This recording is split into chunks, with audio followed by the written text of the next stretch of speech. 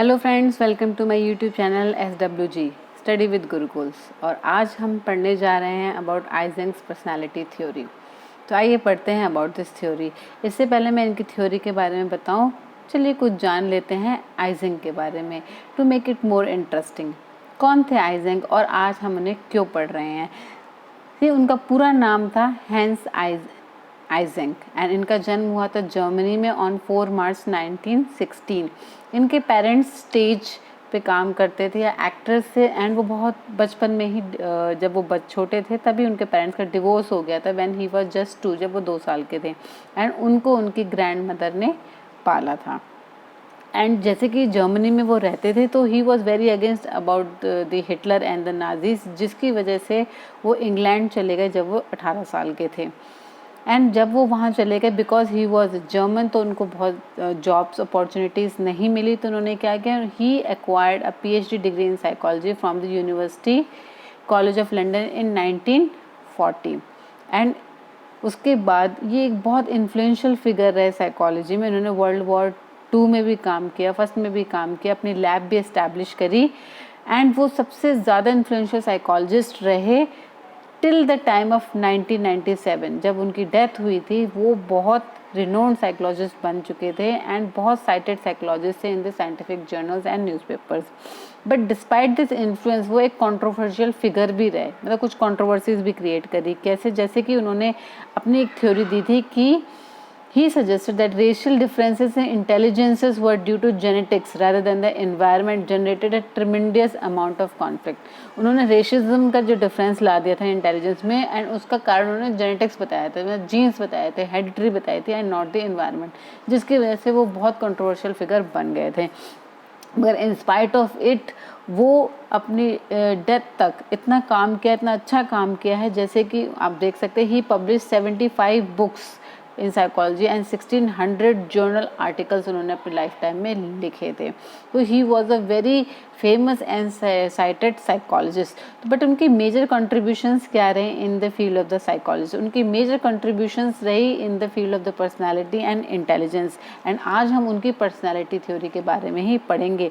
तो बेसिकली उन्होंने क्या बताया, ही मेनली फोकस्ड कि temperaments which he believed are largely controlled by the genetics influence। उन्होंने बताया कि personality is mainly focused on the temperaments and जो temperaments हैं वो genetic influences से होते हैं। ये क्या होता है अभी हम थोड़ी देर में पढ़ने वाले हैं। एंड उन temperaments को, उन genetic influences को उन्होंने एक statistical technique जिसको कि factor analysis कहते हैं, जो मैंने अपनी लास्ट वीडियो में भी बताया था, जैसे कि गॉर्डन ऑलपोर्ट ने यूज़ किया था और रेमंड कैटल ने यूज़ किया था फैक्टर एनालिसिस को। सिमिलरली इन्होंने भी यही मेथड यूज़ करके 2 प्राइमरी डायमेंशंस निकाली थी इनिशियली, जैसे कि जो उन्होंने कहा extroversion and neuroticism. But later on when he collaborated with his wife and the fellow personality theorist Sybil Eysenck के साथ जब उन्होंने काम किया तो उन्होंने एक 3rd डायमेंशन उसमें और ऐड कर दी, that was psychoticism versus socialism. तो आइए पढ़ते हैं अबाउट हिज थ्योरी। तो जैसे कि मैंने बताया उन्होंने 2 डायमेंशंस दी थी, तो उसमें से फर्स्ट डायमेंशन जो थी एक्सट्रोवर्जन और इंट्रोवर्जन की थी, दिस वाज द फर्स्ट। तो उन्होंने बोला जो एक्सट्रोवर्ट्स होते हैं, जिनमें एक्सट्रोवर्जन डायमेंशन प्रोमिनेंट होती है, these people are high on this social outgoing and connect with other. ये लोग बड़े सोशल होते हैं, जॉली होते हैं, खुश मिजाज के होते हैं, बातचीत करना बहुत पसंद करते हैं, हैप्पी गोइंग होते हैं, इतने स्ट्रेस टेकर नहीं होते, इंजॉय करते हैं लाइफ को।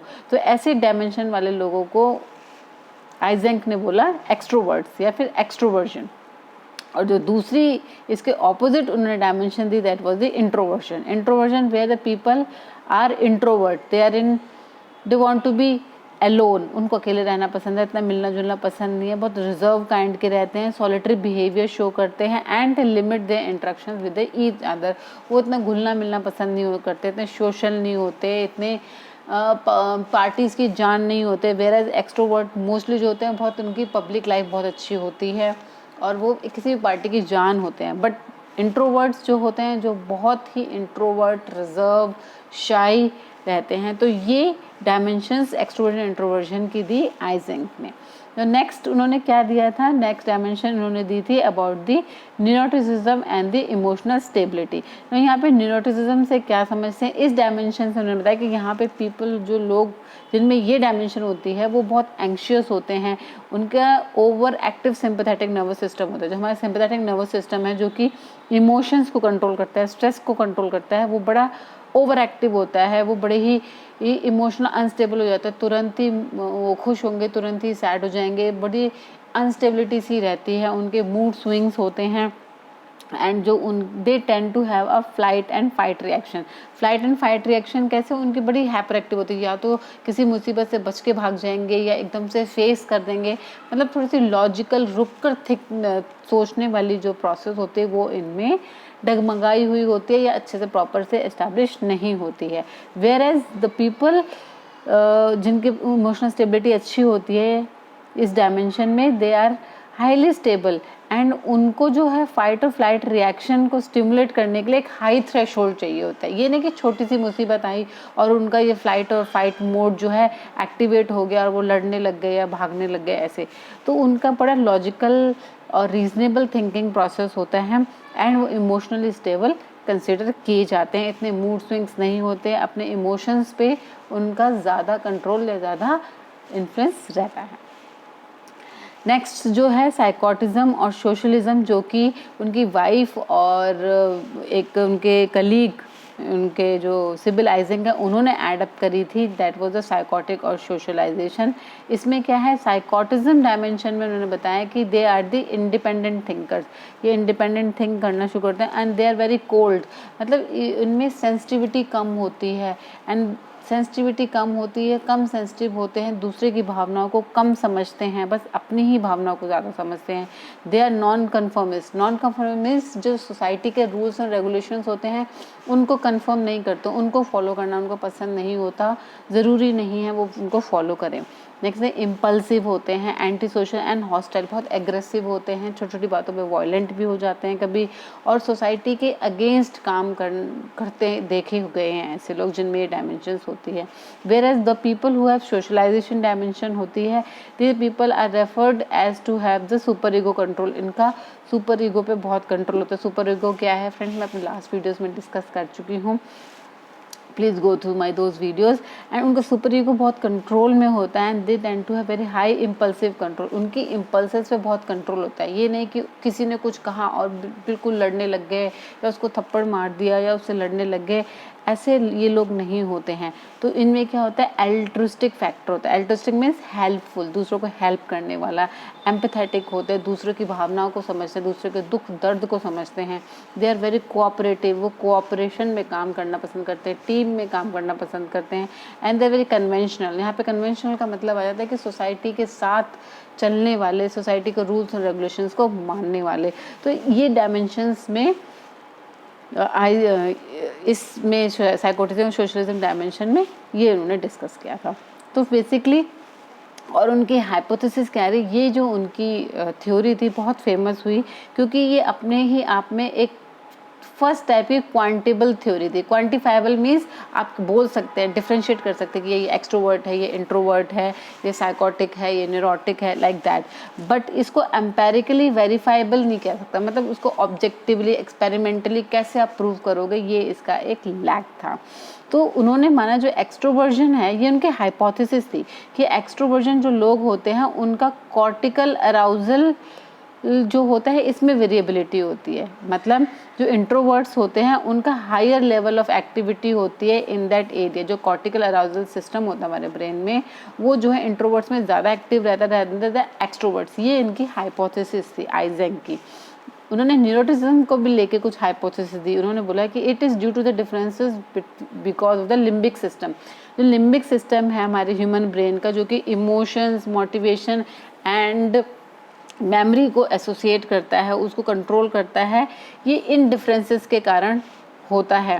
एंड बिकॉज इनकी बड़ी कंट्रोवर्शियल थ्योरी रही, तो अनलाइक आल्पोर्ट एंड कैल्टन मॉडल, इनको इतना क्रिटिसिज्म नहीं मिला था, बट आइजेंक को अपनी थ्योरी के लिए बहुत क्रिटिसिज्म मिला था, बिकॉज उन्होंने बोला कि ये बहुत नैरो है, मतलब जस्ट 3 डायमेंशंस में तुमने पूरी सारी पर्सनालिटी डिस्कस कर दी, इसीलिए उनको बहुत क्रिटिसिज्म भी मिली।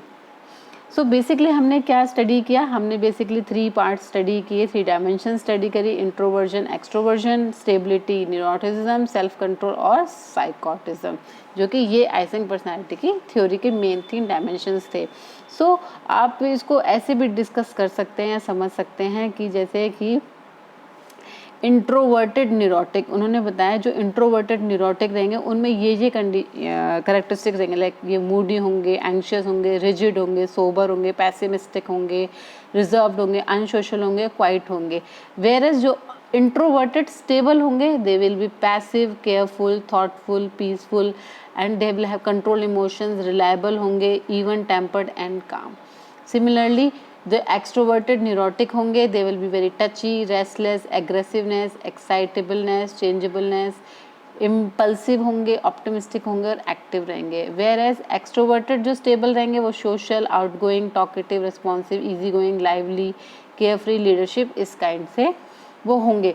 तो बेसिकली आइजेंक ने इन डायमेंशंस को मर्ज करके ये कुछ करेक्टरिस्टिक्स दिए। तो friend, this was about the Eysenck's personality theory. Hope आपको समझ में आई होगी। मैंने बहुत सिंपल तरीके से समझाने की कोशिश करी है।